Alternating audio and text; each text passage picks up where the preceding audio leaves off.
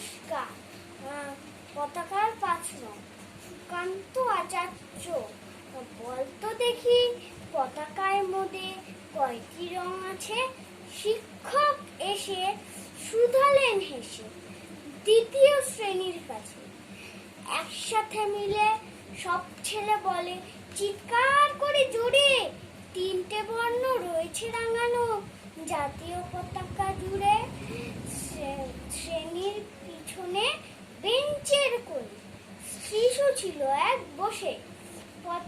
পতাকার মাঝে ৫ রং আছে, বলল সে মৃদু বসে।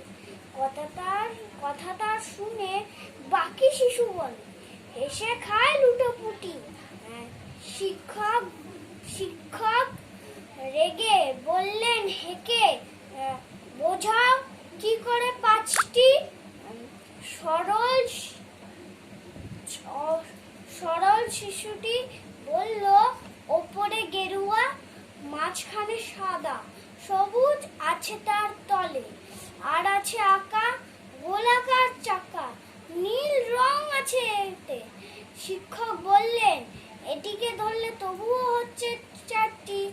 অবধ শিশুটি বলল তখন রং আছে আর এক, লাল লাল ছোপ দাগ আছে ওই পতাকার মাঝে। বাবাকে যখন আনলে ওরা কফিনের ঢাকা খুলে, জড়ানো রয়েছে দেহখানা তার পতাকা আর ফুলে। রক্তের দাগে ছিল লাল ছোপ ওই পতাকার মাঝে।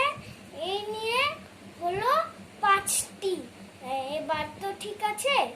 সরল শিশুটির জবাব খানে কাঁপিয়ে দিল বুক, অশ্রু এলো নয়ন ভরে, শুকনো হলো মুখ। আজও যারা দেশের জন্য করছে বলিদান, স্বাধীনতার শহীদ সম তাদের অমর প্রাণ। নমস্কার।